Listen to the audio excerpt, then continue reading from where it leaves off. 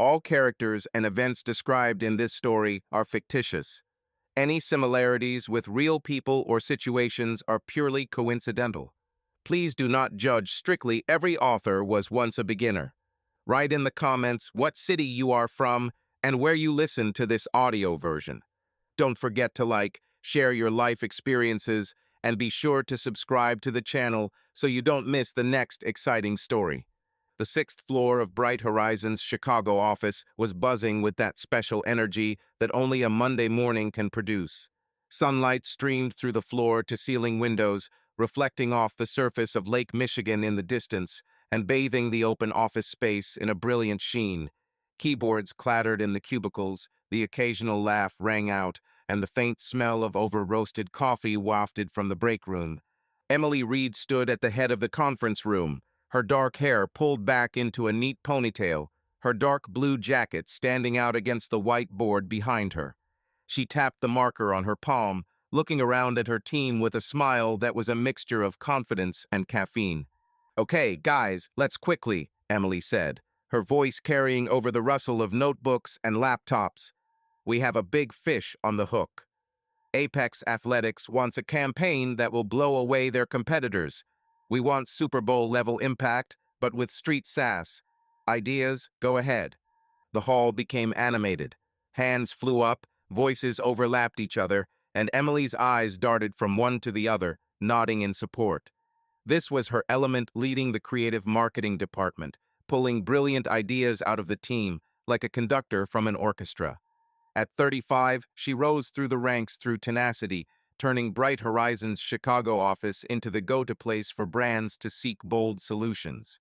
Her team respected her mostly, loved sometimes. I was afraid just as much as needed. Jane Carter sat toward the end of the table, leaning forward slightly, her pen hovering over a notebook in which she had not yet written anything. His reddish hair was pinned up severely, and his gray skirt suit looked a little too formal for the relaxed atmosphere of the office. Jane glanced from Emily to the others, assessing them. She didn't raise her hand. Bye. Jane worked at Bright Horizon for 6 years as a senior marketing specialist and has seen many bosses come and go. She was great, even, but her ambition burned brighter than her resume. Emily's position, that corner office with a view, was a goal she had set in mind the day Emily beat her out for a promotion. "Jane, you're silent," Emily said, catching her gaze. "What's brewing in your strategic head?" Jane's lips curved into a discreet smile. "Just listening, Emily. I like to let the room breathe before intervening." Emily grinned. "Okay, fair enough. But don't keep us in the dark for too long. We need your keen eye on this project." Jane nodded, her smile not reaching her eyes. She scribbled something in her notebook, not an idea, just an angular pattern of sharp lines. Across from her, Mike Nguyen, a junior copywriter with a penchant for colorful ties, was already laying out his own. "What if we go towards urban severity? Imagine runners dodging cars, jumping over barriers at a construction site like Apex. Shoes are your armor in the urban jungle." "I love this mood," Emily said, writing down urban harshness on the board. "Let's develop it." "Who else?" "Interactive billboards," intervened Sarah Patel, responsible for social networks. "You can make QR codes that unlock exclusive fitness challenges. Link to the application, make it a game." Emily's eyes lit up. "This is a conversation. Engagement is the key to reaching Apex audiences. Carry on, Sarah." The door creaked and a newcomer slipped into the room. Tall, with tousled brown hair and a dark blue sweater that looked like it had been put on in a hurry, he hesitated before taking the empty seat next to Jane. Emily looked at him, the marker frozen in the air. "Sorry I'm late," he said, his voice low but clear. "Got lost in the hall. This place is a labyrinth." "It's okay," Emily waved it off. "Team, this is John Marshall, our new designer. Straight from Seattle, bringing a little Western flair to our Midwestern bustle. John, you've hit the nail on the head with the biggest campaign of the year. Switch on when you're ready." John smiled, lightly and disarmingly. "The thicket is my favorite place to start." Laughter rang through the hall. Jane's hand froze. She studied John, her gaze lingering on the way he leaned back in his chair, already feeling at home. New player, she thought. One more variable. Okay, John, show me what you can do, Emily said, throwing him a marker. The first impression matters. John caught it with a quick movement and stood up, confidently walking towards the board. There were no nerves, at least outwardly. Apex wants courage, right? What if? Emily tilted her head, impressed. This is history, not just a product. I like it. Expensive, really. It will pay off if it goes viral, John retorted, throwing the marker back. She caught it, grinning, self-confident. I can work with this. Okay, team, that's enough for today. I want rough concepts by Wednesday. John, stay, and I'll fill you in on the matter. The hall was empty, the chairs creaked, people went to their workplaces. Jane paused, slowly packing her things. She watched as Emily and John hunched over their sketch at the board. Emily laughed at something he said, her hand briefly touching his shoulder. Jane's jaw tensed. The new guy knows how to present himself, Mike muttered, walking past Jane and straightening his tie. Looks like it, Jane answered, her voice even. She slung her bag over her shoulder and walked out, her heels clicking on the wooden floor. Back at her desk, Emily flipped through the Apex brand book, her mind half on the campaign and half on the bottom ahead. The phone vibrated a message from David, her husband. Dinner at 6. The children are with their mother today. She stared at the screen, her thumb frozen. Routine. Always a routine. She typed fine and put the phone face down. John appeared at her booth, laptop under his arm. Did you ask to stay? Yes, take a chair, Emily said, pushing aside a stack of papers. Let's talk about your idea. Ambitious, but could be a breakthrough. John pulled up a chair, his knee lightly brushing the edge of the table as he opened his laptop. I have mock-ups from a similar project in Seattle. Low budget, but 1 million views in a week. Show me, Emily said, leaning closer. The screen lit up with a montage. The editing is sharp and the music pulses. She whistled. Damn it, John. You're not kidding. I told you I love a deep start, he said, with that smile again. What is the budget for Apex? Decent, but not Hollywood, she replied. We'll have to sell this hard. Ready for your presentation. Born ready. He leaned back, stretching his arms. How is it here in general? Everyone is so tense. Emily laughed. Welcome to Chicago marketing. We are a close-knit team, but the stakes are high. Apex can take us to the next level or sink us if we screw up. Acknowledged, said John. Who should you pay attention to? She hesitated, remembering Jane's sharp smile at the meeting. Do your job and everything will be fine. Most of us bark more than bite. Majority? He raised an eyebrow. She grinned. You'll figure it out. Let's go get some coffee and discuss the timing. The break room was narrow, with a worn countertop and a coffee machine that groaned as if it was on its last legs. Emily poured 2 mugs, handing one to John. Black, right? You look like a guy with no frills. I guessed right, he said, taking a sip. You have a talent for reading people.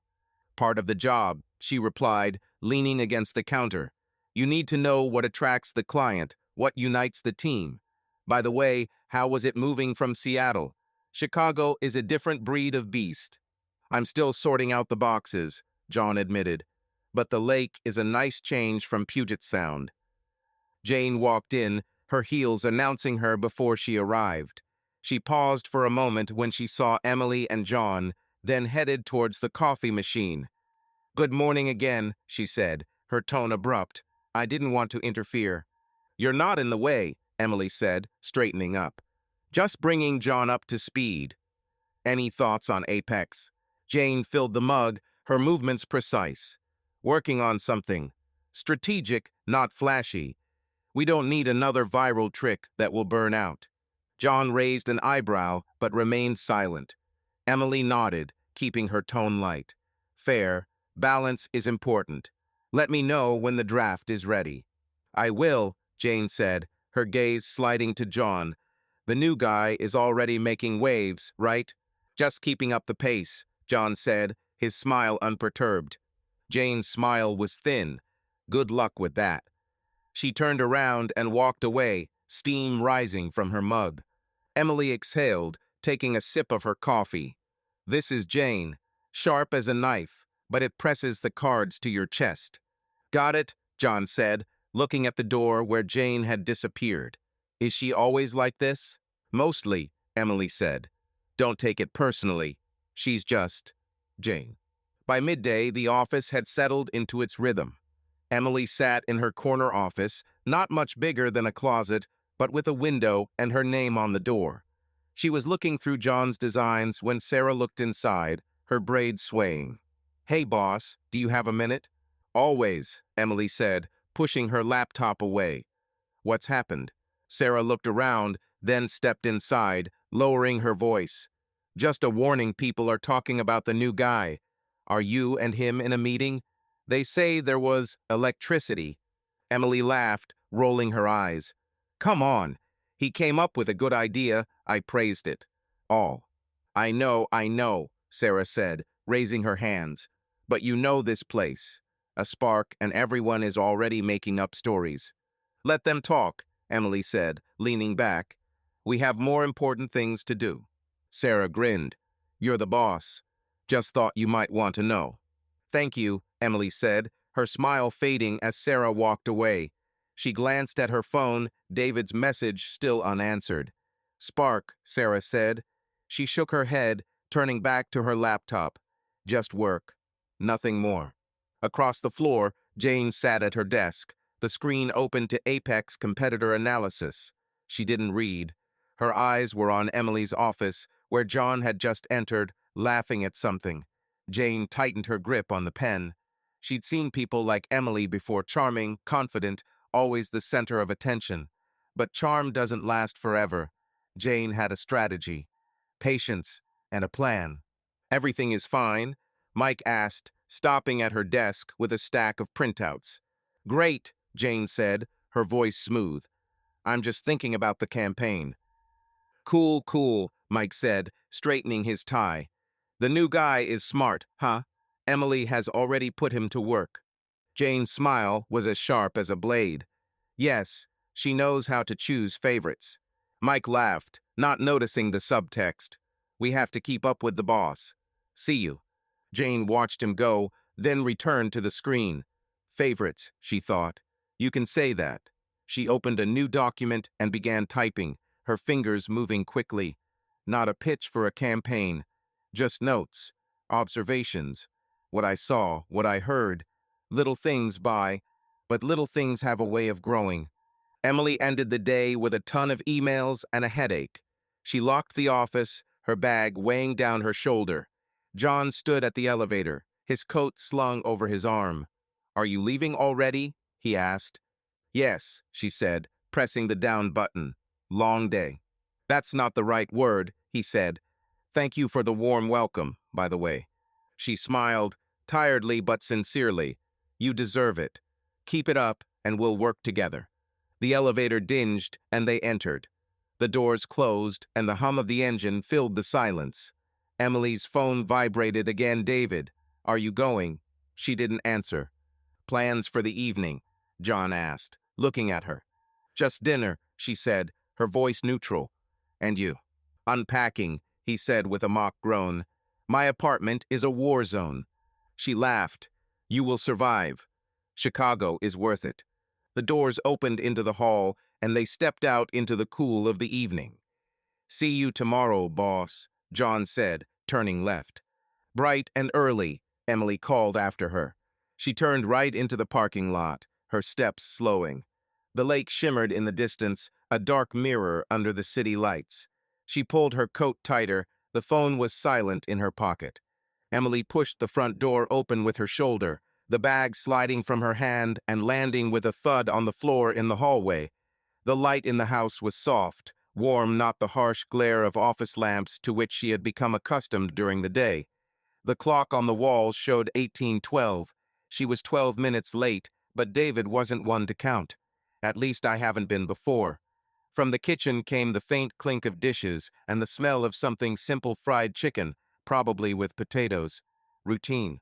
Emily pulled off her coat, hung it on the hook, and took a deep breath, as if trying to shake the office off her shoulders. "I'm home," she shouted, her voice echoing off the walls of a small two-story house in the suburbs of Chicago.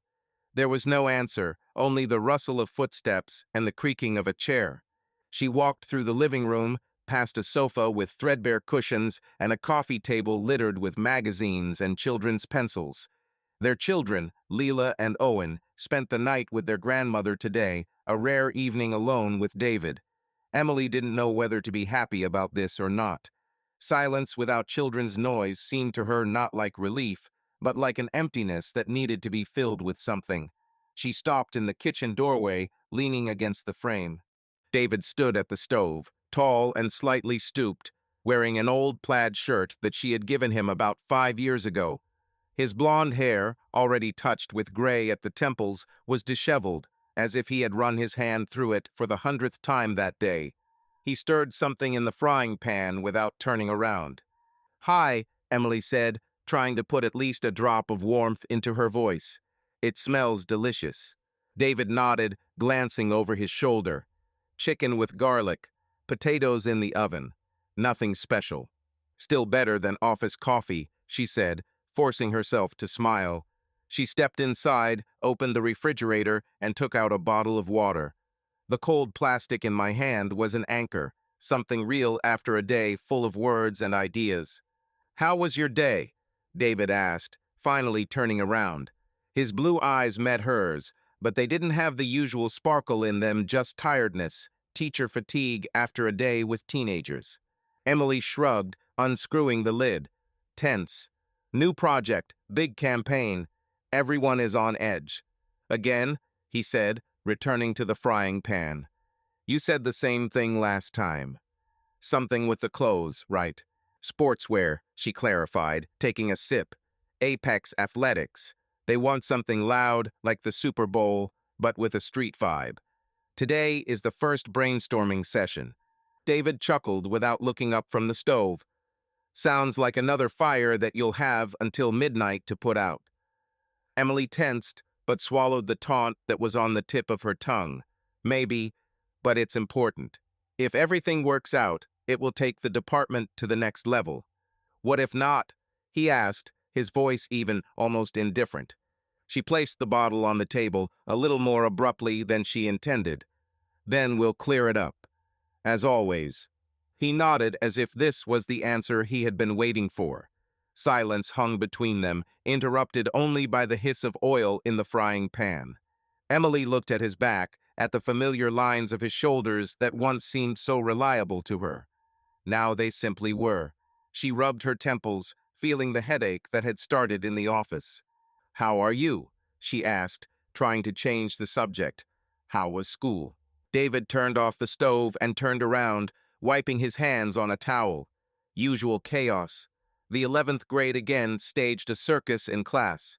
"Classic," Emily said, forcing out a laugh. "Are they learning anything?" "I hope so," he said, throwing the towel on the table.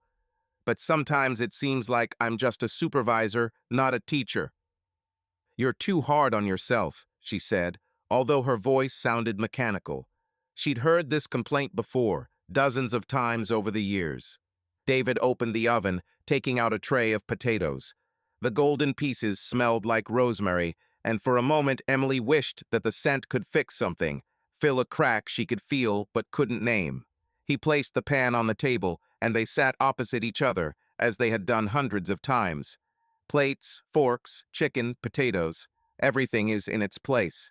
"So what kind of campaign?" David asked, helping himself to food.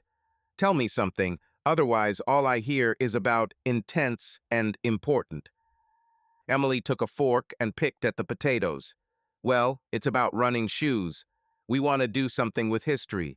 Today, a newcomer came up with an idea. A runner gets through the day, from dawn to night, and his shoes don't let him down." "New guy?"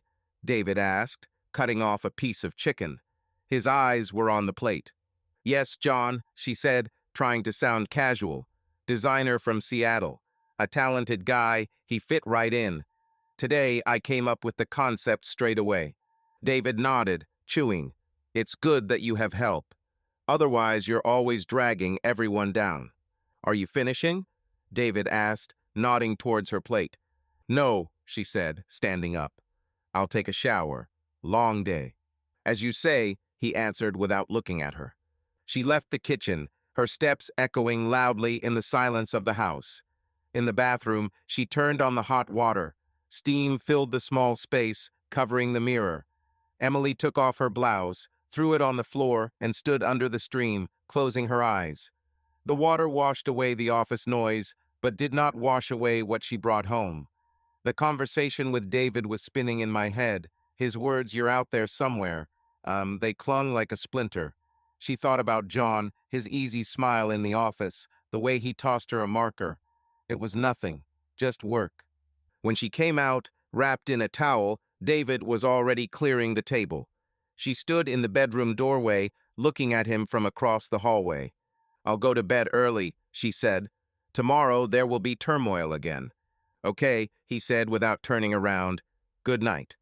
"Calm," she answered, closing the door. The bedroom was dark, only the faint light of the street lamps filtering through the blinds. Emily got into bed, pulling the covers up to her chin. The bed seemed too big without the kids, without David there. He will come later always like that. She closed her eyes, trying to sleep, but her thoughts returned to the kitchen, to his words, to the way he was barely listening, and to John for a moment, just for a moment. Talented newcomer. Nothing more. She brushed it off as a bad dream and fell into a restless sleep. David stood at the sink, washing the remains of dinner off the plates. The water rustled, drowning out the silence, but not drowning out his thoughts. He heard Emily's steps upstairs and the creaking of the bedroom door. She left as she always left, not in a quarrel, but at some distance that he could not overcome. He turned off the water, dried his hands, and looked at the empty kitchen. Her plate sat in the sink, almost untouched. He sighed, rubbing his neck.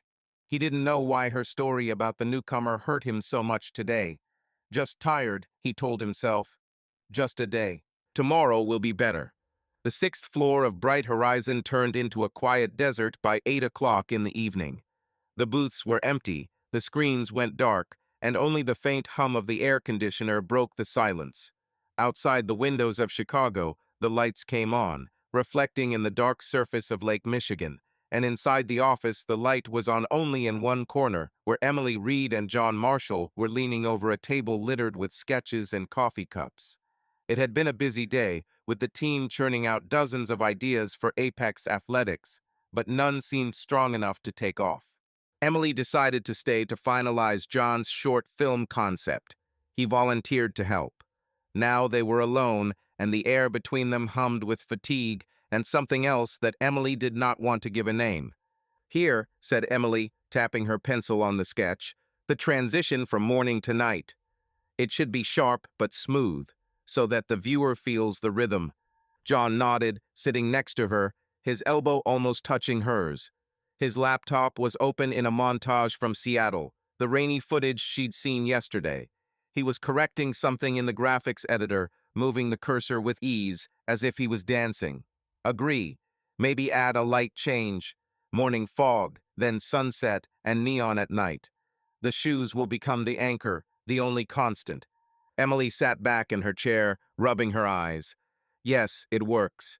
But we need more drama. Apex wants their sneakers to feel like an escape, not just an accessory."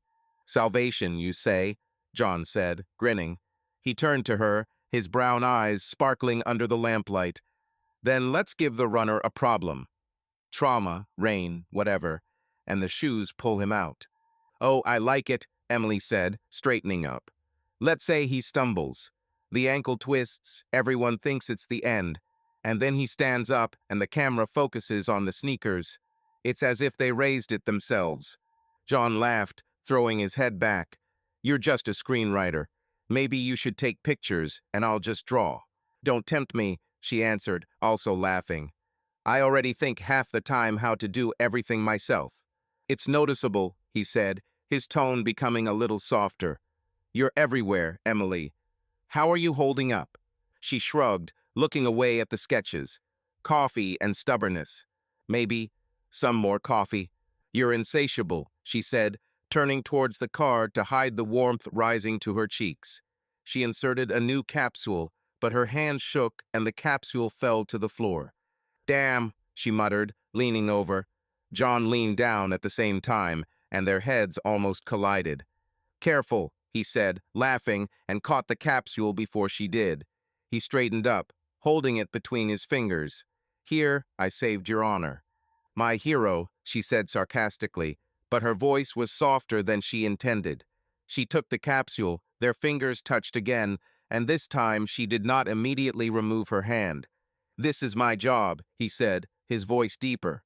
He didn't look away, and something in his eyes, fatigue, warmth, something else caught her. Save the capsules, she asked, trying to regain her lightness. Save anything, he said, stepping closer. Are you okay? You look tense. It's just a day, she said, but her voice trembled. He was too close, and she could feel the warmth of his breath. Long day. Then relax, he said quietly, at least for a minute. She had to leave. Say something sharp, get everything back to work. But she didn't. Instead, she laughed nervously, briefly, and said, easier said than done. Try it, he said, and his hand touched her shoulder with a light, almost casual movement. But this was not accidental. She knew it, and he knew it. John, she began, but the words drowned in her throat. He leaned in, and she didn't stop him. Their lips met briefly, impulsively, at the coffee machine, amid the smell of coffee and the silence of the office. It was like an electric shock, fast and unexpected. Emily recoiled, her eyes wide in horror. Damn, what was that? John froze, his face a mixture of surprise and embarrassment. He ran his hand through his hair, revealing a wry smile. It's just tired. Sorry, Emily. I don't know, she said, stepping back.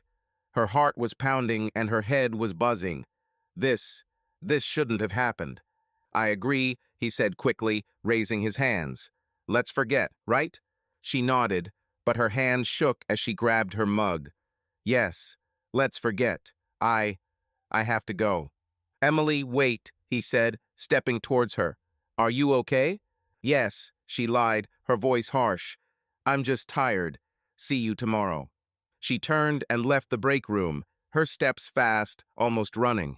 John remained at the bar, looking after her, his mug growing cold in his hand. Emily returned to the table and grabbed her bag and coat without looking at the sketches. Her face was burning, and a feeling of guilt and panic pounded in my chest. It was nothing, she told herself. Just a moment. Tired, he said. But her lips still remembered his warmth, and that scared her most of all. She turned off the office lights, took the elevator down, and stepped out into the cold Chicago evening. She turned on the radio in the car, loud enough to drown out her thoughts. It won't happen again, she promised herself, gripping the steering wheel. Never. It was a mistake. Just a mistake. Emily stood at the white board, her dark hair slightly disheveled from a sleepless night, but her eyes remained sharp. She clutched the marker like a weapon, ready to channel the team's energy in the right direction. She locked last night that moment at the coffee machine with John in the far corner of her mind, deciding that it was just a mistake that could be forgotten. Today was a new day and work was going to fix everything. Good morning, team, she said, her voice a little louder than usual to cover the morning bustle. I hope you all got enough sleep, because today we are diving headlong. Apex is expecting concepts by the end of the week, so let's make the most of it. Who will start? The room came alive. Mike Nguyen, sitting in the front row, wearing yet another loud tie, this one with pineapples, raised his hand. I refined the idea with urban severity, added details, traffic jams, graffiti, street musicians. Shoes are part of this life. Great, Mike, Emily said, writing down city life on the board. Specificity is what we need. Who else? Sarah Patel, sitting next to Mike, chimed in, I've been sketching out a plan for social media. Interactive stories with runners, #Apex Challenge. We can launch a competition to see who can run the most in their sneakers. Love this, Emily said, her smile sincere but forced. She tried to keep her focus, not letting her thoughts wander to the previous evening. Let's combine it with Mike's idea, street vibe and involvement. What else? Jane Carter sat in the middle of the table, her gray skirt and white blouse standing out against the relaxed jeans and sweaters of the team. She was silent, her pen lay motionless on the notebook, but her eyes cold, gray-green carefully watched Emily. Jane didn't sleep well. Her night was spent analyzing Apex's competitors, but her thoughts kept returning to yesterday, to the way Emily and John lingered in the office, to their laughter, which she heard as she passed the break room before leaving. She didn't see anything specific, but her instinct whispered that something was wrong. John entered the hall a couple of minutes late. His dark sweater was slightly wrinkled. In his hands was a laptop and a glass of coffee. He nodded to Emily, muttered, "Sorry, the elevator was slow," and took a seat at the end of the table, opposite Jane. Emily glanced at him, her heart fluttered, but she quickly looked away. "It's okay, John. We've just begun. Your move?" John opened his laptop and leaned back in his chair with the same ease as yesterday. "Finalized the sketches for the film. Added drama, as you said. The runner falls, the rain, the tension. Sneakers are his salvation." Emily nodded, trying to keep her voice neutral. "Show me." He turned the screen to the team, starting a short animation. A silhouette of a runner in the gray morning light, then an abrupt cut to a downpour, a stumble, a close-up of sneakers glistening with water. The room fell silent, followed by cheers. "Damn, this is cool," Mike said, leaning forward. "Just goosebumps." "Yes, it's catchy," Sarah added. "If you put music to it, it will be a bomb." Emily smiled, her eyes meeting John's for a split second longer than necessary. "Great, John. This is what we need for the presentation. Work with your team and add details." Jane noticed this look. Short, almost imperceptible, but her sharp mind grabbed onto it like a hawk onto its prey. She saw Emily twitch her head slightly, looking away, and John smiled slightly, lowering his gaze to the laptop. It was nothing, or could have been nothing. But Jane knew how little things turn into cracks. She leaned over to Sarah, who was sitting on her left, and said quietly, "They're too close for work, don't you think?" Sarah frowned, glancing at Emily and John. "Who? Emily and the new guy?" "Yes," Jane whispered, her voice soft but poisonous. "Yesterday, the two of us stayed until night, and now these looks. Just an observation." Sarah shrugged, her tone light. "Well, they are working on a film. This is fine." "Maybe," Jane said, leaning back, "but you know how it happens. Intimacy at work. It's rarely just work." Sarah chuckled, but her gaze slid to Emily, thoughtful. Jane suppressed a smile. The seed was sown. She turned to Mike on the other side and added a little louder so that she could be heard. "The new guy quickly gained trust, huh? Emily literally lights up when he speaks." Mike nodded without looking up from his notepad. "Yeah, he's smart. The idea is fire, whatever." "Of course," Jane said, her voice becoming sweeter. "I just wonder how much time the two of them spent together to come up with this." Mike looked up, narrowing his eyes. "What are you hinting at?" "No matter," she said, shrugging. "I'm just thinking out loud." Emily, standing at the board, heard nothing. She was too busy writing down the team's ideas, her marker squeaking across the surface. "Okay, let's connect everything. Mike, your street vibe, Sarah, your hash Apex challenge, and John's film. Who else wants to add?" There was silence for a moment until Jane raised her hand. Emily nodded at her. "Come on, Jane." Jane stood up. Her movements were precise, like an actress on stage. "I was working on strategy. No films or stories, just numbers.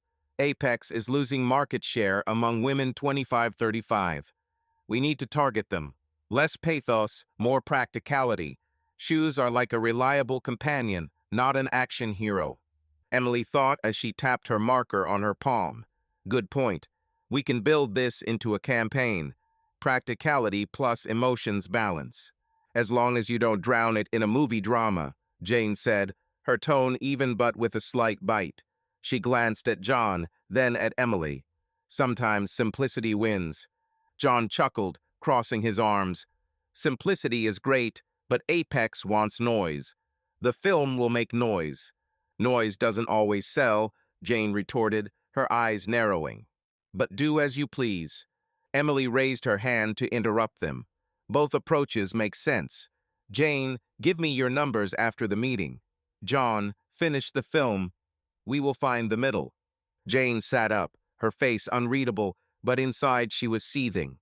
She saw how Emily protected John, how her voice softened when she spoke to him. It wasn't just any guidance, or so it seemed to her. She leaned toward Sarah again, whispering, "He's already her favorite." I settled in quickly. Sarah rolled her eyes, but didn't answer. Rumors began to smolder like coals in the wind.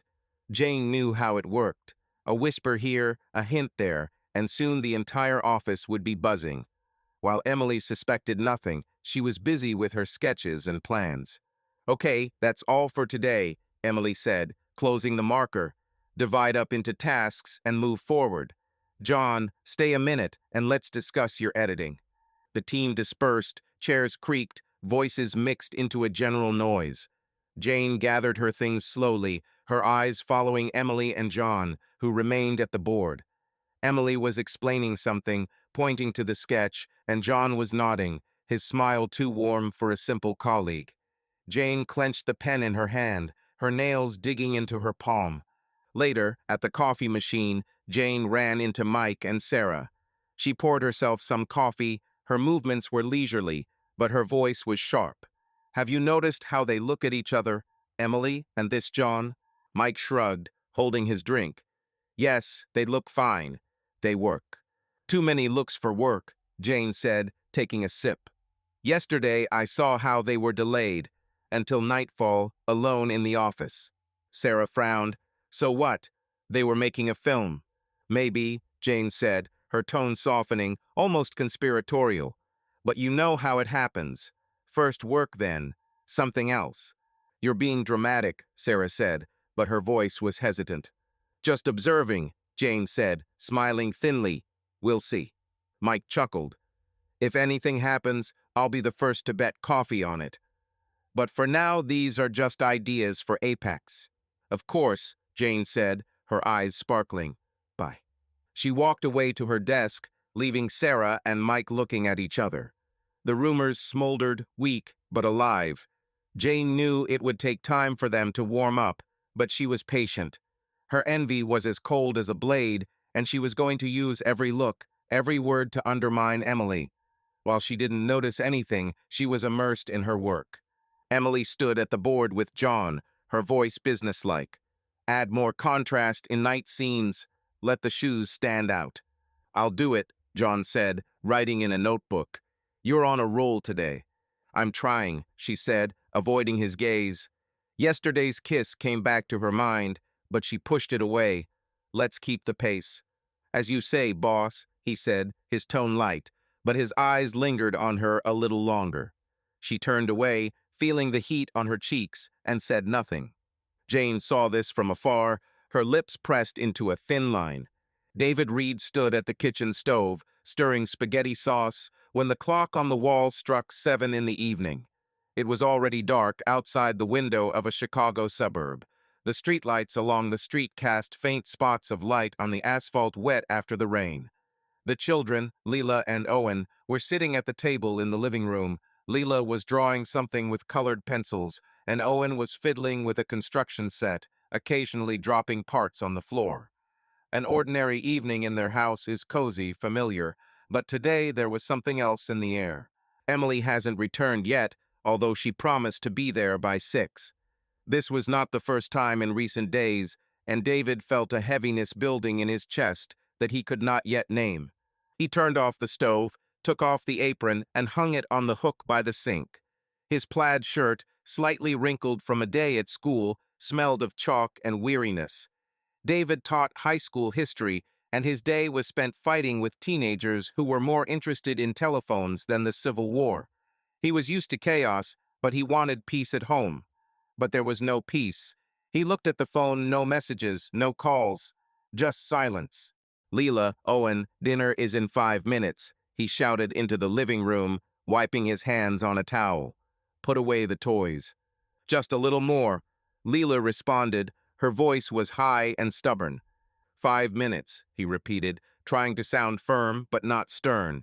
He returned to the stove, checking the spaghetti. The water bubbled and steam rose to the ceiling. He glanced at the front door, as if expecting it to open any moment. But nothing. Finally, at 7:14 p.m., he heard the key creak in the lock. The door swung open and Emily walked in, her coat damp from the light rain, her bag slung over her shoulder. She looked tired, dark circles under her eyes, her hair disheveled, but there was still that energy in her movements that David had once called her office fire. "Hi," she said, throwing her bag on the floor by the door. "Sorry, I was delayed." The meeting dragged on. David nodded without looking up from the stove. "Everything is fine. Spaghetti is almost ready." "Savior," she said, taking off her coat and hanging it on a hook. She walked into the kitchen, her heels clicking on the wooden floor. "It smells great. How are the children?" "They draw and build," he said, putting the spaghetti in a colander. "Everything is as usual." Emily smiled, but it was forced. She opened the refrigerator, took out a bottle of water, and leaned against the counter, looking at him. "How are you? Did your day go well?" "Yes," he said, draining the water. David turned, putting the spaghetti on plates. He noticed how she looked away, how her fingers nervously twirled the bottle. This was not new. She often came home distracted, immersed in her projects. But in recent days, something has changed. She lingered more often and spoke less. He felt it, but didn't know how to ask. "You're late again," he said finally, trying to sound casual. "Is everything okay there at work?" Emily froze, her hand holding the bottle stopping. She looked at him, her lips twitching into a smile. "Yes, everything is fine. Everyone is just on edge. Deadlines are pressing." "You said you could handle it," he said, pouring sauce on the spaghetti. "And I can handle it," she answered, her tone becoming a little sharper. "It just takes time." He nodded, placing the plates on the table. "Just asking, Em. You've been there lately. More and more often." She laughed, short and dry. "It's my job, David. You know how it goes. The campaign is big, everyone is working hard." "I know," he said. His voice was even, but something tightened in his chest. "It's just. You warned me before if you were late." Emily placed the bottle on the table, her eyebrows raised. "I wrote this morning that the children are with their mother. I thought you would understand that I might be late."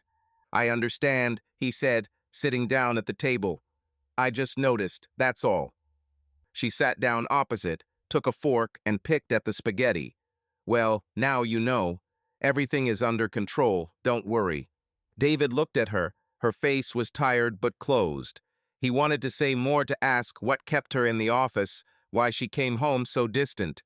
But instead he said, "Okay, eat before it gets cold." "Thank you," she said, wrapping spaghetti around her fork. "You always save me with food." "Someone has to," he answered, forcing a smile. But the smile came out weak, and he lowered his gaze to his plate. Dinner passed in silence, interrupted only by children's voices from the living room. Leela came running, showing a drawing a crooked house with smoke from a chimney, and Emily praised her, but her voice was absent-minded. Owen asked if he could leave the construction set overnight, and David agreed, just so as not to argue. After dinner, Emily volunteered to clean up and David took the kids upstairs to put them to bed. It was their ritual, but today it seemed mechanical, as if they were playing parts in an old play. Later, when the children were asleep, David went downstairs. Emily sat on the sofa in the living room, her legs tucked under her, the phone in her hands. The screen glowed, casting a blue light onto her face. She was reading something, her lips moving slightly. David stood in the doorway, looking at her. She didn't notice him, too immersed in the screen. "Don't you want to sleep already?" he asked, stepping inside. Emily winced, quickly turning off the screen. "Oh no, just checking my email. Tomorrow is another crazy day." "I see," he said, sitting down in the chair opposite. "Something important?" "Yes, little things," she said, putting the phone on the pillow next to her. "The team sends updates." He nodded, his gaze falling on her phone. The screen was dark, but he noticed how she removed it quickly, almost guiltily. "Okay," he said, but his voice was quiet. He didn't believe her, not completely, but he didn't know how to dig deeper without ruining this fragile evening. "Go to bed if you're tired." "Soon," she said, picking up the phone again. "Just a couple more minutes." David stood up, his steps heavy. "Good night, Em." "Calm," she answered, without looking at him. He went upstairs, leaving her on the sofa. He lay down in the bedroom, but sleep did not come. He looked at the ceiling, listening to the faint sound of rain outside the window. She always talked about work, about Apex, about deadlines, and he believed her, or wanted to believe. But her jokes, her detachment left a residue. He closed his eyes, trying to push it away. Just tired, he told himself. Just a day. In the dead of night, David was awakened by a faint light. He turned around. The bed next to him was empty. The clock showed 2:37. He sat up, rubbing his eyes, and heard footsteps downstairs. Emily still hasn't gone to bed. He stood up and quietly walked down the stairs, his bare feet feeling cold on the wooden steps. The living room was dark, except for a faint blue light coming from under the pillows on the sofa. Emily's phone. She apparently forgot it when she went to the bathroom or kitchen. David froze, looking at the phone. He never checked her things, it was not in his rules. But the light was flickering, and something, curiosity, anxiety, whatever, pushed him forward. He picked up the phone, and the screen lit up when he touched it. The message on the lock screen was short but sharp. "You were great today." Signed, John. His heart skipped a beat. He stared at the words, rereading them as if they could have changed. John, that newcomer from Seattle she mentioned. Talented guy. He clutched the phone, his fingers trembling. It could have been about work. She was talking about sketches, about the campaign. But why at night? Why magnificent? His mind raced between explanations and suspicions, but he remained silent. He put the phone back under the pillow, exactly as it was, and went back upstairs. In the bedroom, he lay down, looking into the darkness. Emily came in a few minutes later, her steps quiet. She lay down next to him. Her breathing was even, as if nothing had happened. David lay motionless, his eyes open. He didn't say a word, but doubts grew like a shadow that he could not banish. He didn't know what to do with this. By midweek, the sixth floor of Bright Horizon was buzzing not only with work on the Apex Athletics campaign, but also with whispers that spread like smoke. Morning meetings, coffee breaks, chance meetings at the elevator, the rumors started by Jane began to smolder outside the creative marketing department. Emily Reed stood at her desk, looking over John's sketches, her fingers nervously fiddling with the edge of the paper. She could feel the tension in the air, but chalked it up to deadlines. Her thoughts were still returning to that evening at the coffee machine, to the kiss that she promised herself to forget. She held on, but the crack she tried to ignore grew. In the break room, Jane Carter stood by the coffee machine, her gray skirt and formal blouse contrasting with the relaxed atmosphere. She was pouring herself some coffee when Sarah Patel and Mike Nguyen entered the room, both holding empty mugs. Jane glanced over her shoulder, her lips curling into a thin smile. "Good morning," she said, her voice soft but with a slight undertone. "Did you survive yesterday's brainstorm?" "Barely," Mike said, rubbing his neck. "Emily got everything out of us. This film by John is either brilliant or a miserable failure." "Yes, she's on a roll," Sarah added, inserting the capsule into the machine. "And John, too. They're right on the same page." Jane nodded, taking a sip of her coffee. "On the same wavelength, you say?" She paused, her gaze sliding towards the door. "I noticed. They were late again yesterday. Together." Mike chuckled as he filled his mug. "Well, they are finalizing the film. This is fine." "Of course," Jane said, her tone becoming a little sweeter. "It's just, they're together too often, don't you think? I walked past yesterday and heard laughter. Until night." Sarah frowned at her. "Are you at it again?" "Jane, they're working." "I'm not arguing," Jane said, shrugging. "I'm just dropping the thought. They communicate closely. Very close." Mike chuckled, shaking his head. You're quite a detective. Maybe they're just friends. Maybe, Jane said, her eyes sparkling.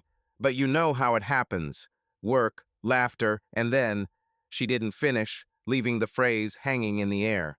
Sarah rolled her eyes, but her voice was less confident. You're being dramatic. Emily is married, Jane.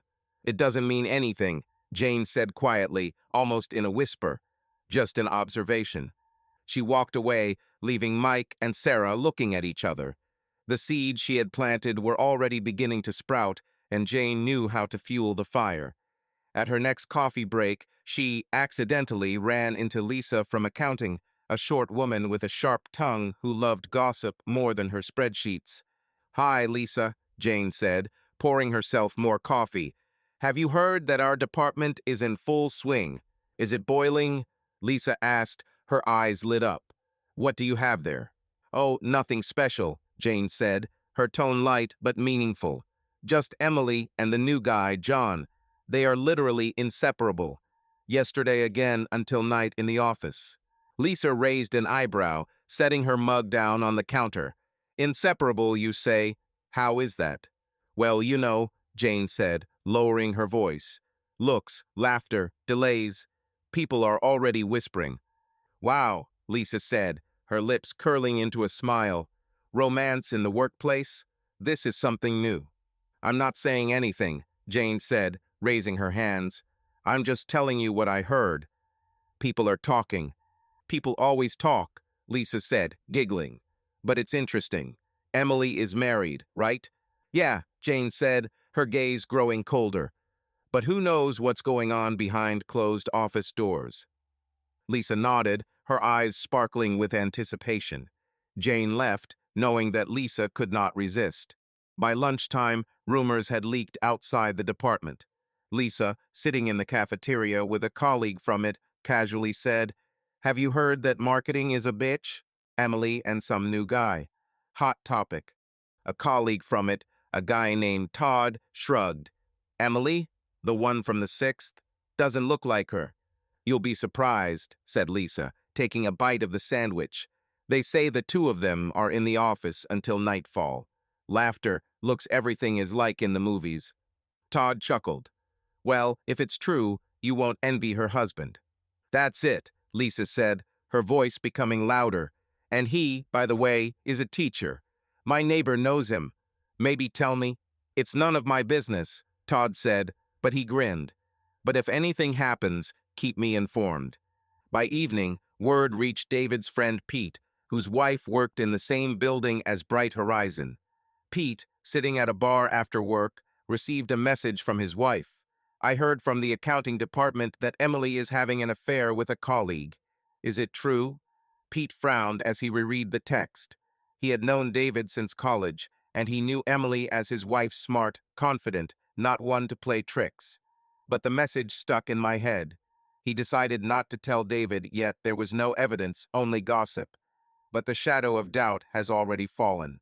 Emily sat in her corner office, her eyes glued to her laptop screen. She didn't hear the whispers, didn't know that her name was already walking across the floors. Her thoughts were occupied with John, not with work, but with what happened at the coffee machine.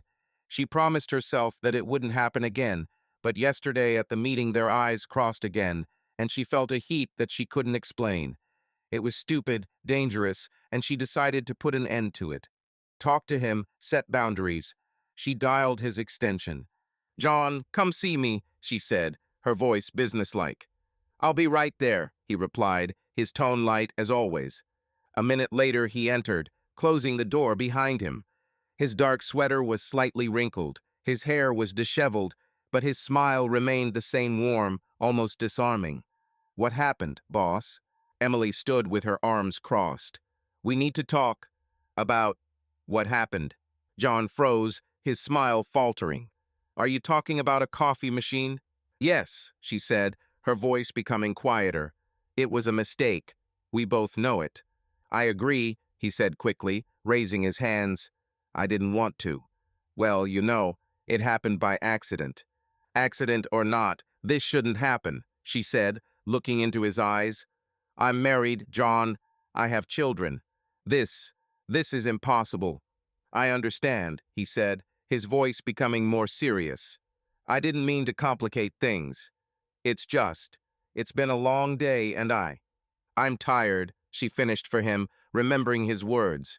Me too, but we can't let this get out of control. It won't work, he said, stepping closer. Emily, I don't want any problems. You're a great boss and I respect you. Let's forget. She nodded, but his proximity again took her breath away. Fine, let's forget. Just keep your distance, okay? I promise, he said, but his gaze lingered on her. Are you okay? Yes, she lied, turning to the table. I just want everything to remain professional. It will be professional, he said, his tone softening. But you're tense today. Anything else? Emily pursed her lips, her fingers gripping the edge of the table. Just work, deadlines, all at once. I understand, he said, stepping even closer. You do more than anyone. It's noticeable. She looked at him, his face was too close. Thank you, but you're gorgeous, he said quietly, interrupting her. Seriously, how do you pull it all off? Her heart fluttered, his words echoing the message he had sent that night. She should have walked away, said something sharp. But instead she froze, her voice becoming weak. John, don't. Sorry, he said, but didn't back down. It's just true. Their gazes met, and the silence of the office became deafening. Emily felt the warmth of his breath, his closeness, and something inside her broke. She leaned forward, and so did he, and their lips touched again, not impulsively, as the first time, but slowly, almost deliberately. It only lasted a second, but it was enough to make Emily recoil, her eyes widening in horror. Damn, she whispered, retreating to the wall. What are we doing? John ran his hand over his face, his voice shaking. I don't know. Sorry, Emily. He nodded, his face a mixture of guilt and confusion. Fine. See you tomorrow. He left, closing the door quietly. Emily was left alone, her hands shaking as she grabbed her bag. Emily opened the front door of her suburban Chicago home a little after 8 p.m. The rain that had started that morning had turned to a light drizzle, and her coat was damp when she hung it on the hook in the hallway. The bag slipped off my shoulder and fell to the floor with a thud. The house was quiet. The children were again spending the night with their grandmother, and this silence, usually desired after a working day, weighed on her today. Her thoughts were still spinning around what happened in the office with John, the second kiss that she couldn't stop. She felt on edge, balancing between guilt and something she didn't want to name. But at home, she had to be just Emily, wife, mother, herself. She took a deep breath, trying to get the office off her shoulders, and walked into the living room. David was sitting on the couch, his legs stretched out on the coffee table, a bottle of beer in his hands. The TV was turned off, and this immediately alerted her. He usually watched the news or some old game to switch off after school. His blonde hair was disheveled, and his blue eyes, when he looked up at her, were colder than she was used to seeing. On the coffee table lay her bag, not the one she had just thrown, but the other one she had left in the morning. Her phone lay nearby, screen up, glowing in the twilight. You're late, David said, his voice level but with a sharp undertone. He took a sip of beer without taking his eyes off her. Emily froze in the doorway, her heart trembled. Yes, work, she said, trying to sound casual. Deadlines. You know. I know, he said, putting the bottle on the table with a light knock. But today is something special, right? She frowned as she stepped inside. What are you talking about? David nodded at the phone. Pete called an hour ago. Said his wife heard something interesting from someone in your building. About you. And about some John. Emily felt the blood drain from her face. She clenched her fists, her nails digging into her palms.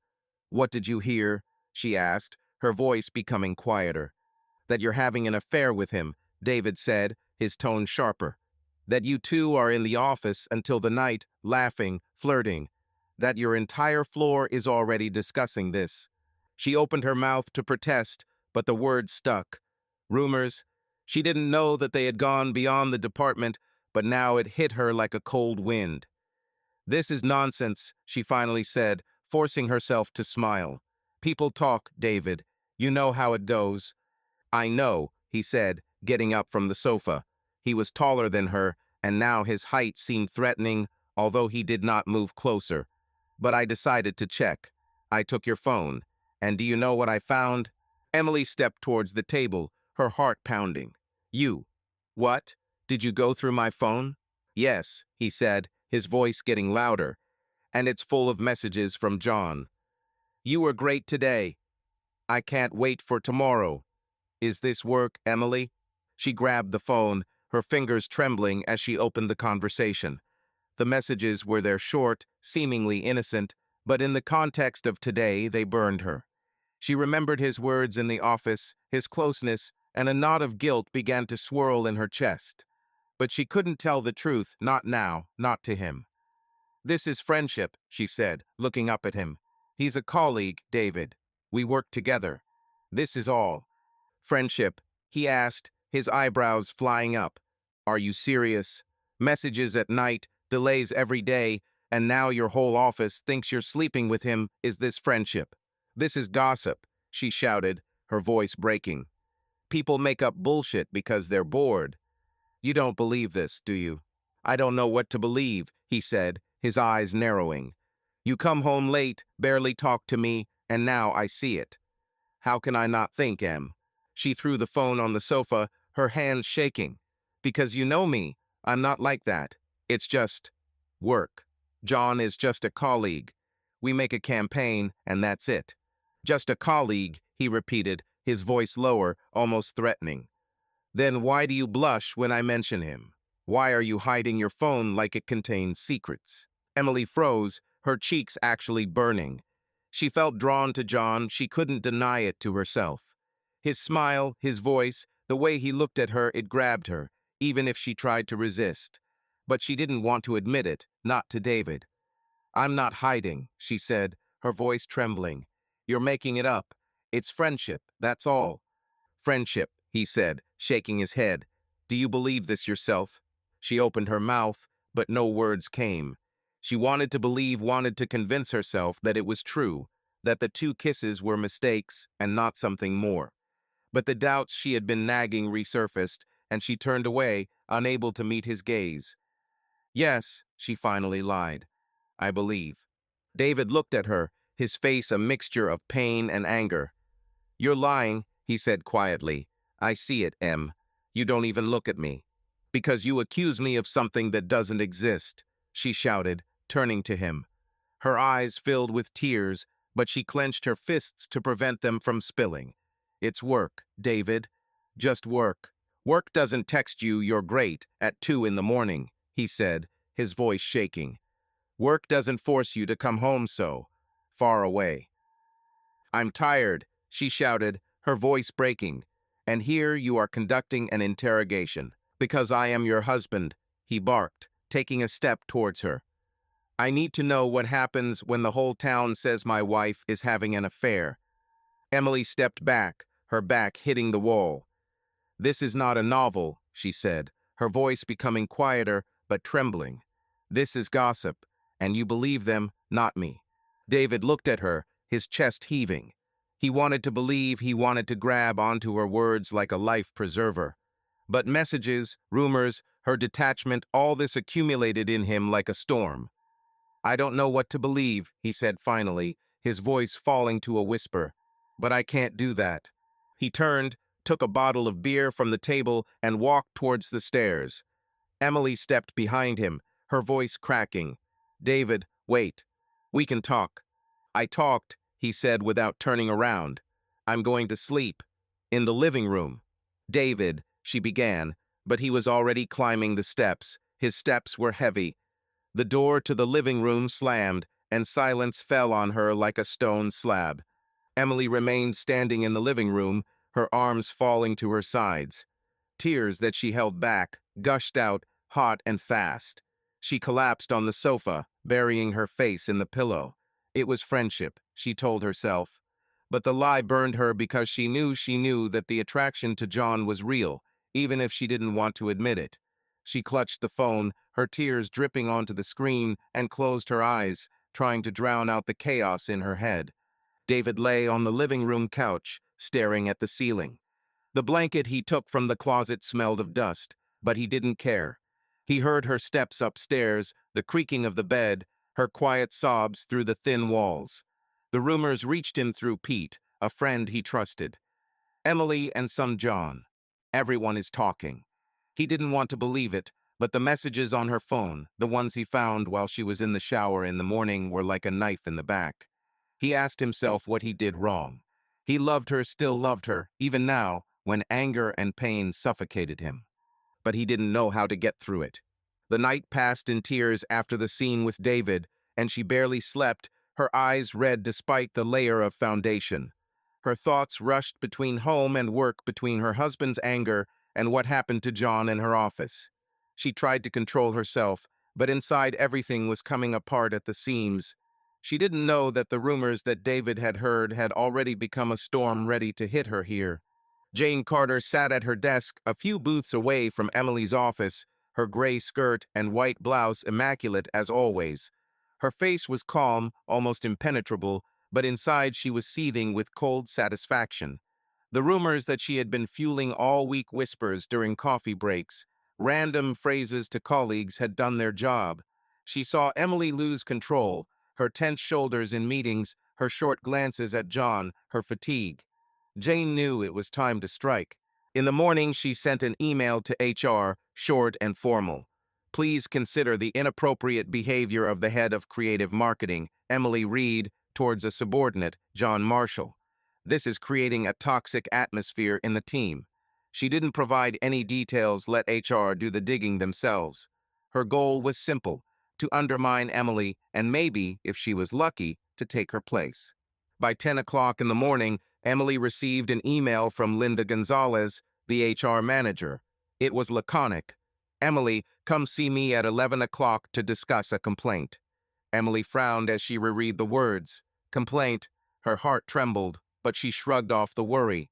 Probably someone on the team is unhappy with the Apex deadlines. She stood up, straightened her jacket, and headed towards the elevator.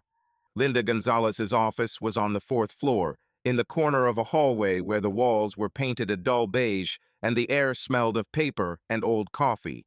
Linda, a 40-year-old woman with short black hair and a stern gaze, sat at her desk, her laptop open and a thin folder in front of her. She was known at Bright Horizon as someone who solved problems quickly and without unnecessary emotion. Her desk was empty except for a mug with the inscription, "I'm not a magician, I'm just HR," and several pens. When Emily knocked on the door, Linda looked up. "Come in," she said, her voice smooth but firm. "Sit down." Emily walked in, closing the door behind her. She sat down opposite Linda, her hands on her knees, balled into fists. "Hello, Linda. What kind of complaint?" Linda leaned back in her chair, her fingers curled into a lock. "We received a signal about your behavior, specifically about your relationship with John Marshall, the new designer." Emily froze, her breathing ragged. "What? What kind of relationship?" "The complaint alleges that you have engaged in inappropriate behavior," Linda said, opening the folder and looking at the paper in front of her. "Mentions frequent delays with him after work, personal interactions that go beyond professional ones. They say this demoralizes the team." Emily felt the blood rush to her face and then drain away. Her mind was spinning. The rumors David had spoken about were now here, in an official complaint. She clenched her fists tighter and her voice became harsh. "This is nonsense, Linda. Who submitted this? Jane?" Linda raised an eyebrow, but her face remained neutral. "The source is anonymous at this stage, but it doesn't matter. It's important that there is an accusation, and I have to look into it. Tell me your version." Emily exhaled, trying to keep her voice level. "My version, this is work. John is a designer, and we're doing a campaign together for Apex. Yes, we were delayed with the whole team, not just with him. Some people are just making stuff up." "Delays with him are mentioned more often," Linda said, her gaze cold and attentive. "And there are witnesses who talk about intimacy, looks, conversations, laughter. This is true." Emily pursed her lips, her heart pounding. She remembered the kisses at the coffee machine in the office, but could not admit it. It was a mistake, nothing more. "That's not true," she said, her voice shaking. "We are colleagues. Yes, we communicate and joke like everyone else on the team. This is fine. It's normal up to a certain limit," Linda said, tapping her pen on the table. "If it becomes personal, it violates company policy. Do you know what I mean?" "I understand," Emily said, her tone becoming firmer. "But it's nothing personal. It's Jane, I know. She's jealous, Linda. She has been aiming for my place for a long time." Linda tilted her head, her gaze sharpening. "Are you blaming Jane Carter for filing the complaint?" "Yes," Emily said, straightening up. "She's been acting strange all week." He teases and observes. "She wants to set me up because I beat her to this position." "This is a serious accusation," Linda said, her voice growing colder. "Do you have proof?" Emily froze, her thoughts spinning. Proof? She had only sensations, Jane's sharp glances, her whispers with colleagues, her tone in meetings, but nothing concrete. "No," she admitted, her voice falling, "but I know her. She is like that. This is her style." "Feelings are not evidence, Emily," Linda said, closing the folder. "I cannot act on your suspicions. I need facts." "What about the facts against me?" Emily asked, her voice getting louder. "Who are these witnesses? What did they see? It's just gossip." "Gossip or not, I have to check," Linda said, her tone adamant. "The complaint is official. I'll talk to the team, to John, and find out what's going on. For now, I advise you to be careful. If there is even a hint of truth, this could be a problem." Emily clenched her fists, her nails digging into her palms. "There's nothing, Linda. This is envy. Jane wants me out." "Then prove it," Linda said, her gaze firm. "Otherwise, I work with what I have." Emily stood up, her legs shaking. "Fine, I'll find evidence. But it's not fair." "Justice is not my job," Linda said, her voice becoming a little softer. "My job is in order. Go, Emily. I'll contact you later." Emily left the office. Her steps were fast, almost running. The elevator seemed too slow, and she gripped the railing, her breathing ragged. Jane. It was her, Emily had no doubt. But there was no evidence, and that infuriated her most of all. She returned to the 6th floor, her gaze darting to Jane's desk. She sat there, typing something, her face calm, as if nothing had happened. Emily clenched her fists, but walked past, locking herself in her office. Jane knew that Emily had been called into HR. She saw her walk towards the elevator, her shoulders tense, her face paler than usual. A cold wave of satisfaction spread through her chest. She didn't want to ruin Emily, not really. Her goal was simpler, to undermine her authority, to show that she is not as perfect as she seems. And if it opens a path to her position, so much the better. She took a sip of coffee, her lips curling into a faint smile. Let HR do the digging. She made the first move, and now she waited. John entered Linda's office, closing the door behind him.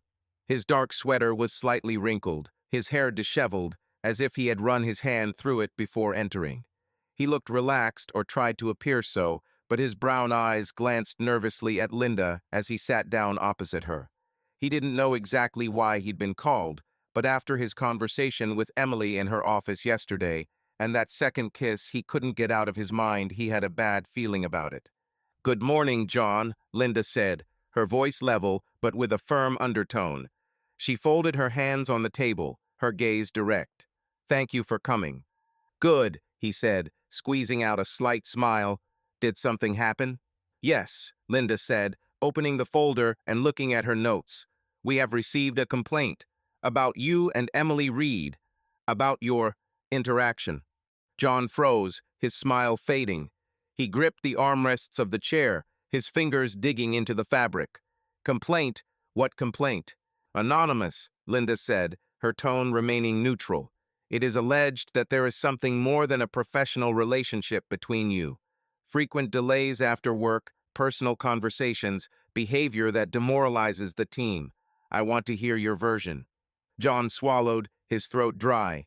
He remembered Emily's words yesterday, "This must not happen again," her demand to keep distance. He agreed, but then crossed the line anyway. And now this. It's, it's not true, he said, his voice hesitant. We worked together. The Apex campaign, the movie, it all takes time. Nothing personal. Linda raised an eyebrow, her gaze sharpening. Nothing personal? Witnesses say that you and Emily are often alone after work. There are references to intimacy. Do you confirm this?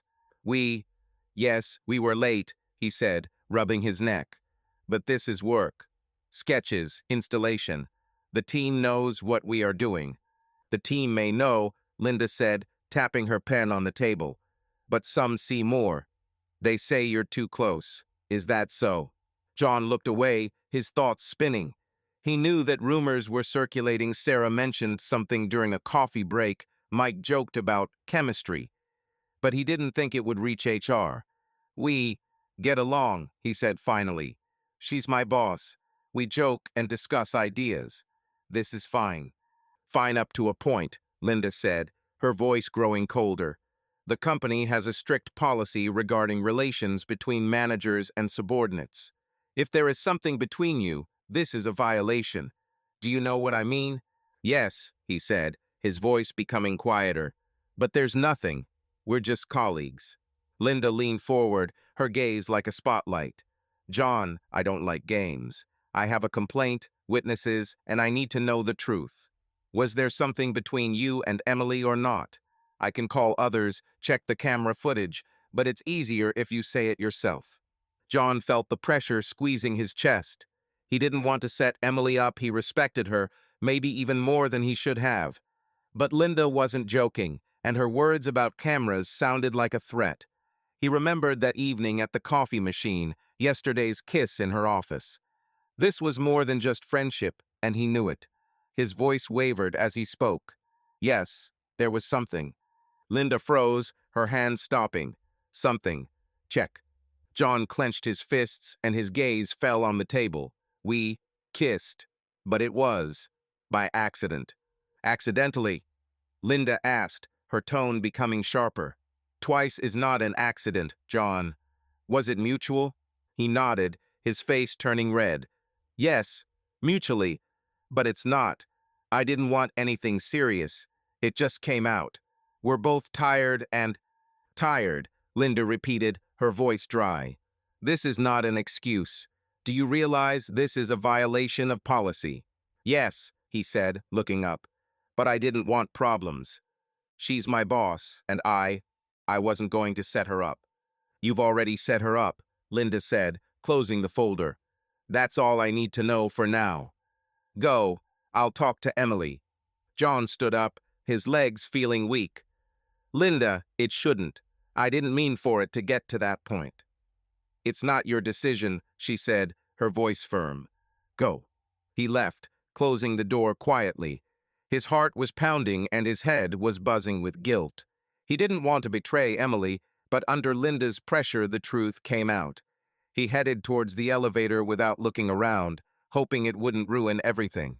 Emily sat in her office on the 6th floor, her fingers tapping on her desk as she waited for word from Linda. She tried to focus on the Apex sketches, but her thoughts were elsewhere at home with David, in HR with Linda, with John in this very office. She hoped that everything would be limited to her conversation with Linda, that Jane would not find anything concrete. Her phone vibrated Linda's extension. She picked up the phone, her voice tense. Yes, Linda. Emily, come down to me, Linda said, her tone cold. Now, anything new? She asked, her heart trembling. Yes, said Linda. Just come. Emily hung up the phone, her hands shaking. She stood up, straightened her jacket, and walked towards the elevator. Her steps were fast. A feeling grew inside her that everything was falling apart, but she pushed it away. She can handle it. She always managed. In Linda's office, she sat down in the same chair, her hands clasped in her lap. Linda looked at her. Her gaze was heavier than yesterday, and it made Emily tense. I talked to John, Linda said, her voice smooth but sharp. He told his version. Emily swallowed, her throat dry. And what did he say? Linda opened the folder, her fingers running over the page. He admitted that there was a connection between you. He said it was mutual. Emily felt the world shake beneath her. Her face turned pale, her breathing hitched. He, what? Admitted it, Linda repeated, her gaze unyielding. Confirmed that it was more than a job. Emily opened her mouth, but the words stuck. She hoped to keep it a secret 2 moments of weakness that she could bury under layers of lies and work. She denied it to David, to herself, but now John had laid it all out on the table. Her shock was mixed with anger. He promised to keep his distance, and now he had betrayed her. It's, it's not like that, she said finally, her voice weak. These were mistakes. Nothing serious. Mistakes or not, this is a violation, Linda said, her tone sharper. You denied it yesterday, Emily. Why? Because I didn't want it to become a problem, she shouted, her voice breaking. It happened twice, Linda. 2 stupid things. I'm married, I have a family, I wasn't going to continue this. But she continued, Linda said, her gaze cold. John said it was mutual. Do you confirm? Emily clenched her fists, her nails digging into her palms. She remembered how she leaned towards him yesterday, how she didn't stop him the first time. It was mutual, she couldn't deny it to herself. But say it out loud? Yes, she finally breathed, her voice trembling. But I didn't want this. I tried to stop. I tried, but I didn't stop, Linda said, closing the folder. This changes everything, Emily. These are no longer just rumors. This is a fact. Emily looked at her, her eyes filled with tears. What now? Will I be fired? Not yet, Linda said, her tone becoming a little softer. I have to report to management and collect more data. But this is serious. You need to get ready. Emily nodded, her throat shrank. This is Jane, right? Did she start it? I'm not discussing the source, Linda said. But if you have evidence, bring it. Now, I don't, Emily said, her voice dropping to a whisper. But I know it's her. Then you better find one, Linda said. Go. I'll contact you. Emily pushed open the front door of her suburban Chicago home at 4:47 p.m., unusually early for a Friday. There was a light drizzle outside the windows, drops running down the glass, and the sky was gray like her mood. Usually she was back around 8 or even later, but today, after talking with Linda and John's confession, she couldn't stay in the office. Her corner office, the Apex sketches, the whispers of the team, all this suffocated her. She asked Linda to take time off, citing personal circumstances, and left, leaving behind a storm that she could not control. Her coat was damp as she hung it on the hook, and her bag fell to the hallway floor with a thud. She took a deep breath, feeling her hands shake. Today, she had to tell David everything before the rumors reached him in a distorted form, until someone like Pete added fictitious details. The house smelled of warm bread. David, apparently, was baking something with the children. Voices came from the kitchen, the high-pitched laughter of Leela, her 5-year-old daughter, and the grumbling of Owen, her 7-year-old brother. Emily stopped in the doorway of the living room, her heart sank. David stood at the stove, tall and slightly stooped, wearing the old plaid shirt she had given him for their anniversary. His blonde hair was disheveled, and he had a faint smile on his face as he poured the batter into the molds. Leela sat at the table, her fingers covered in flour, and Owen tried to grab the spoon from the bowl. It was a painting she loved, but now it seemed fragile to her, ready to break. "Mom," Leela shouted, noticing her first. "You're early." David turned, his blue eyes wide in surprise. He wiped his hands on a towel, his smile faltering. Did something happen?" Emily forced a smile, her voice strained. "Hello, guys. Yes, I just decided to take half a day. Tired." "Tired?" David asked, his eyebrows raised. He glanced at the clock above the stove, 4:50 p.m. "You never leave so early. Everything is fine?" "Yes," she lied, approaching the table. She leaned over, kissing the top of Leela's head, and ruffled Owen's hair. "I just wanted to go home." "What are we baking?" "Muffins," Leela said, her eyes sparkling. "With chocolate." "Cool," Emily said, her voice soft, but everything inside was shrinking. She looked at David. His gaze was attentive, almost suspicious.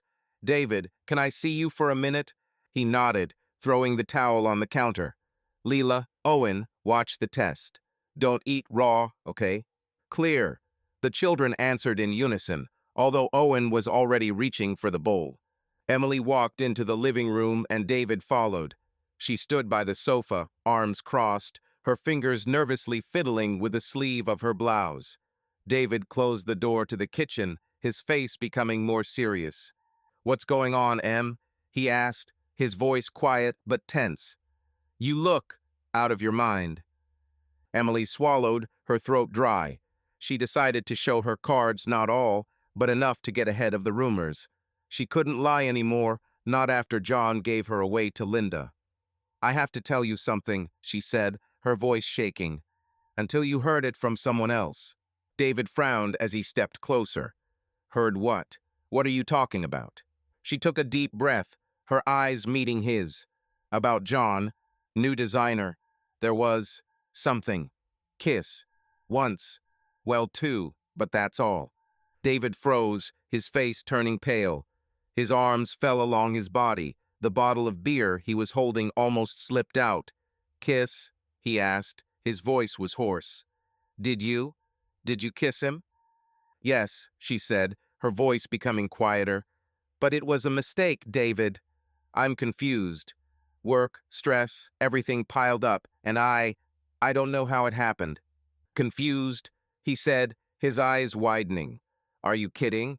You said it was friendship, Em. You looked me in the eyes and lied." Emily stepped back, her back hitting the wall. "I didn't want to lie to you. I thought it was nothing, just a moment of weakness. There was no sex, David. It was just a kiss." "Just a kiss?" he shouted, his voice breaking. "Do you think this is an excuse? You kissed another guy, and I should just nod and forget?"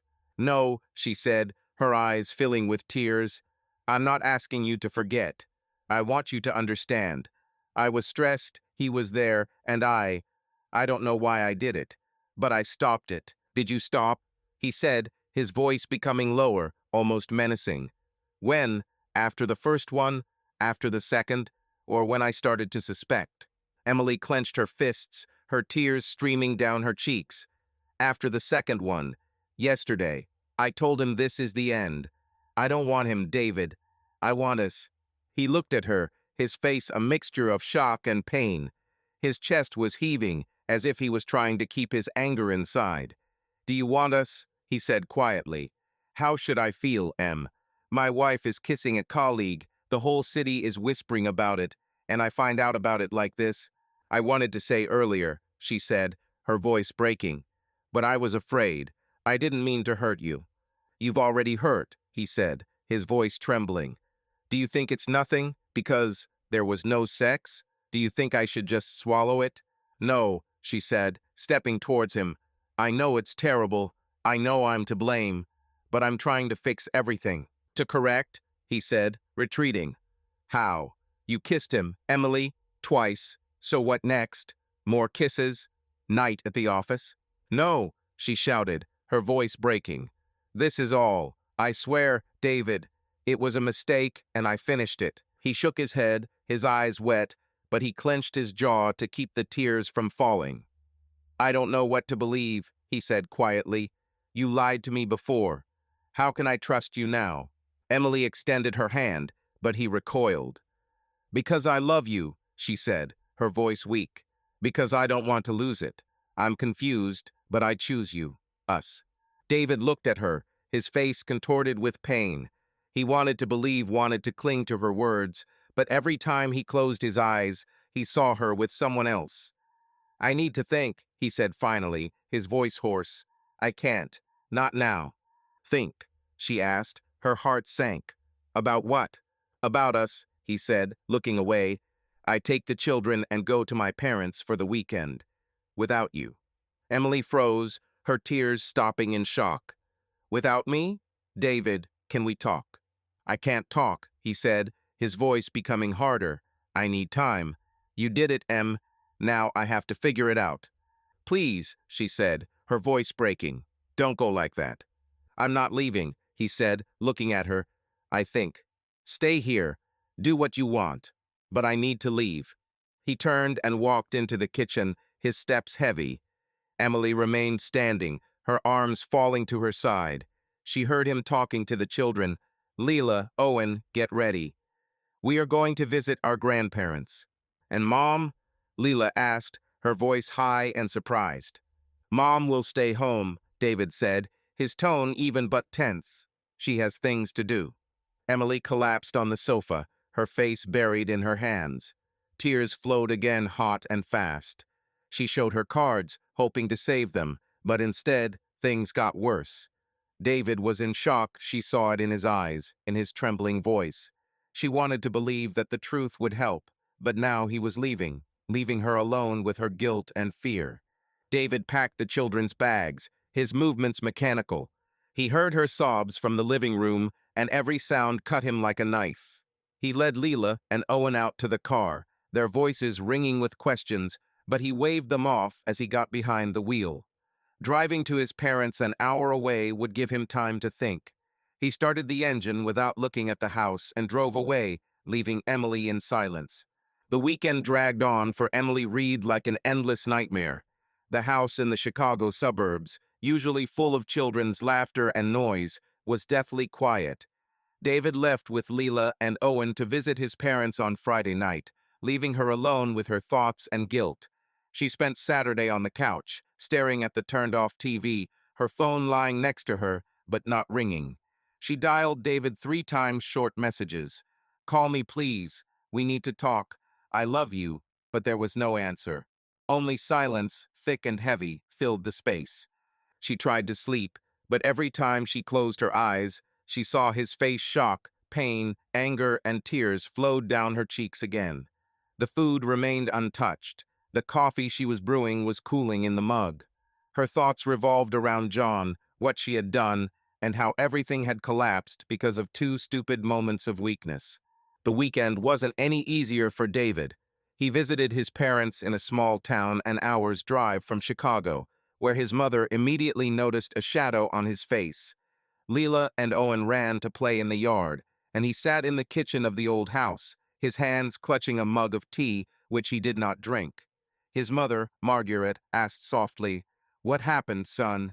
But he just shook his head, muttering, "It just takes time." She did not insist, but her gaze was full of anxiety. At night he lay in the guest room, listening to the breathing of the children in the next bed, and tried to figure out what to do. He loved her, but this love was now mixed with pain that he did not know how to drive away. He didn't respond to her messages, not because he didn't want to, but because he didn't know what to say. On Monday morning, David took the children to school without stopping at home. Emily entered the 6th floor at 7:15, her steps fast but heavy. The office was still half empty, with only a few early risers sitting at desks, their gazes darting over her and then away. She felt the tension, the whispers that began behind her back. After John's confession to Linda on Friday, she knew her fate hung in the balance, but hoped the board of directors would limit itself to a reprimand. She locked herself in her corner office, her fingers trembling as she opened her laptop. Her email was empty except for one email from Linda Gonzalez, sent at 6:58 am. Emily, come to the meeting room on the 5th floor at 9 o'clock. The board of directors wants to see you. Her heart sank. At 8:55, she stood at the door of the boardroom, her jacket buttoned, but she felt naked under the gazes that seemed to burn through her. She knocked, her hand trembling, and a voice from inside said, "Come in." She opened the door and entered. 5 people sat at a long table, the board of directors, all in formal suits, their faces inscrutable. Linda Gonzalez stood against the wall. Her folder lay in front of her, and her gaze was cold, as always. "Emily, sit down," said Thomas Reynolds, the chairman of the council, his voice low and dry. He was a man in his 50s, with gray hair and a sharp gaze that brooked no argument. Emily sat up, her hands clenched in her lap. "Good morning," she said, her voice weak. "What's happening?" Thomas nodded to Linda, and she stepped forward. "We've reviewed the complaint and the data collected over the weekend," Linda said, her tone matter of fact. John Marshall confirmed that there were physical contacts between you. You admitted that it was mutual. This is a violation of the company policy on the inadmissibility of relationships between managers and subordinates. Emily pursed her lips, her eyes darting to Thomas. Yes, I admitted it. But these were mistakes. I tried to stop it. Mistakes or not, that's a fact, Thomas said, his gaze hard.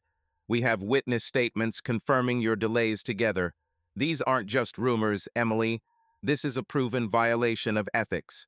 I understand, she said, her voice trembling, but I worked here for 6 years. I raised this department. This shouldn't ruin everything. We appreciate your input, said Elizabeth Crowe, a woman with short red hair, her voice soft but firm. But rules are rules. You are a leader, and your actions affect the team. We cannot close our eyes to this. Emily clenched her fists, her nails digging into her palms. What about Jane? Linda raised her hand. We've looked into it. Jane Carter was reprimanded for incitement and spreading rumors. Her reputation has suffered, and she will not receive a promotion. But this does not cancel your actions. So she comes out unscathed, Emily said, her voice getting louder. She wanted to remove me, and she succeeded. She doesn't go away without consequences, Thomas said, his tone sharper. But you broke policy, Emily. We can't keep you in your position. The council made a decision. You are fired. From today. Emily felt the world collapse beneath her. Her eyes filled with tears, but she clenched her jaw to keep them from falling. Fired? Just like that? It's not just like that, Elizabeth said. This is a balanced decision. You will be paid compensation for 3 months, but you must leave. Emily stood up, her legs shaking. Okay, she said, her voice hoarse. I'll leave, but it's not fair. These are the consequences of your decisions, Thomas said, his gaze unyielding. Linda will show you. Emily left the hall, her steps heavy. Linda followed, her face neutral. They went up to the 6th floor, and Emily began collecting things from her office photos of her children, a mug, a laptop. The office was buzzing with gossip. She heard whispers outside the door, saw the glances of her colleagues. Sarah approached her, her voice quiet. Emily, is this true? Did you get fired? Yes, Emily said without looking at her. It's over. I'm sorry, Sarah said, but Emily just nodded, closing the box. John Marshall came to Linda later, his face grim. He placed his resignation letter on the table. I'm leaving, he said, his voice quiet, on my own. But Linda, please don't write about this in your recommendations. Linda looked at him, her eyebrow raised. You are sure? Yes, he said, rubbing his neck. I didn't want this. I set her up. Just, don't write. Give me a chance to start again. Okay, Linda said, her tone neutral, leaving approved. Good luck.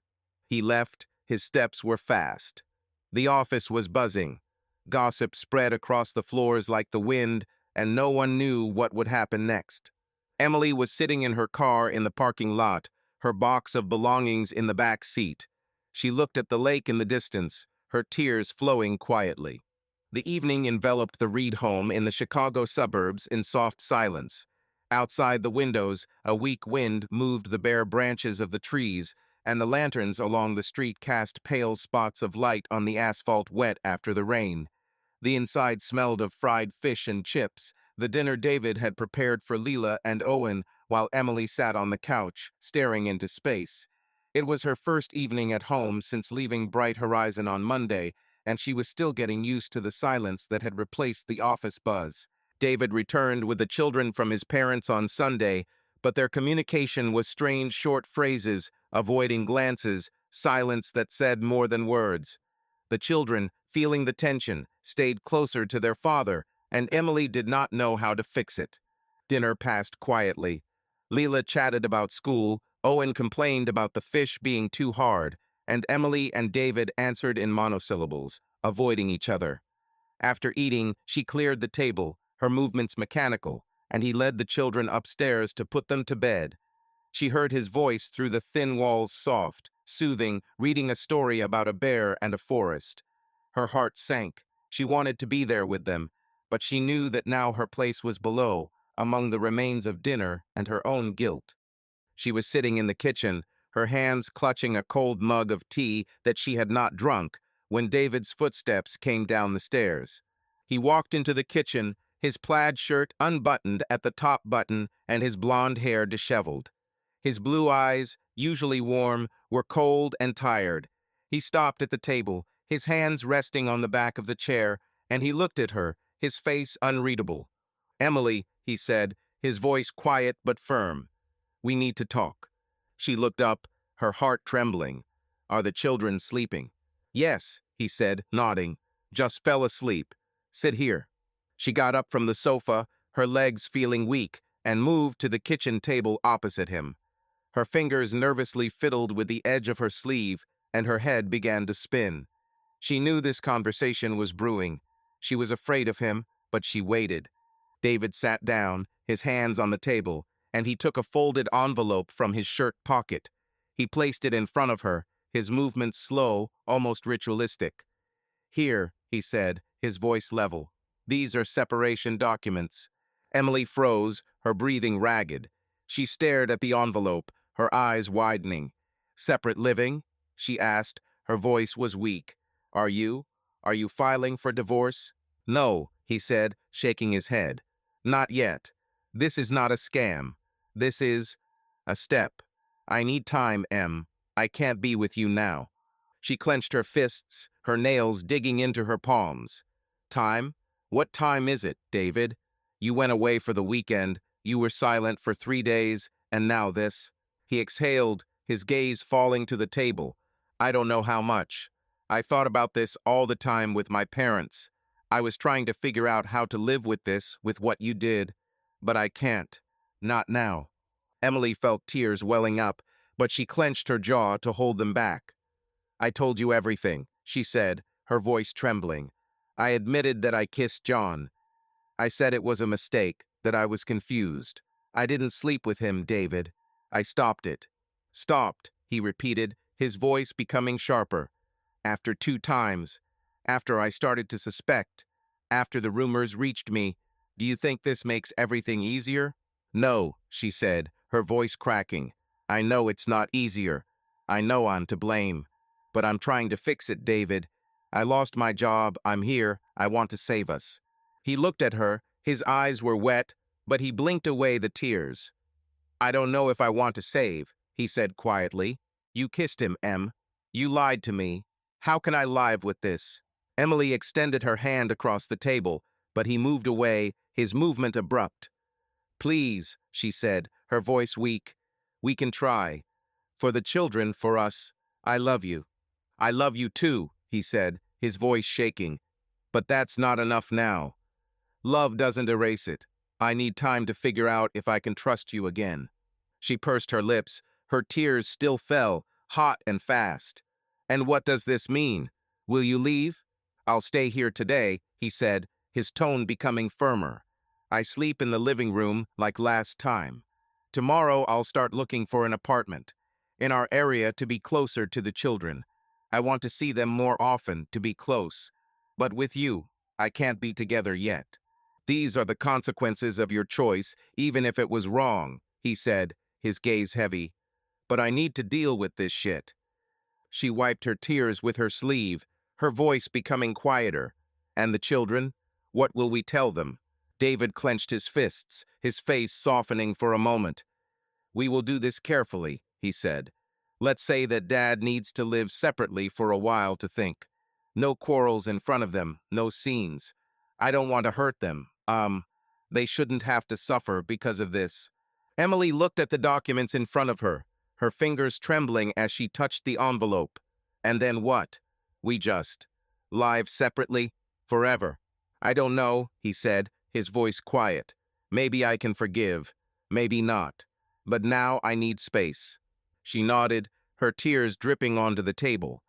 "Okay," she said finally. "Do as you wish. But I'm not giving up, David. I will fight for us." He looked at her, his face a mixture of pain and fatigue. Emily stood up, her legs shaking. "I'll go to bed," she said, her voice weak. "Good night." Calm, he said, without looking at her. She went upstairs. Her steps were slow, as if everyone was lifting her up the mountain. In the bedroom, she collapsed on the bed, burying her face in the pillow.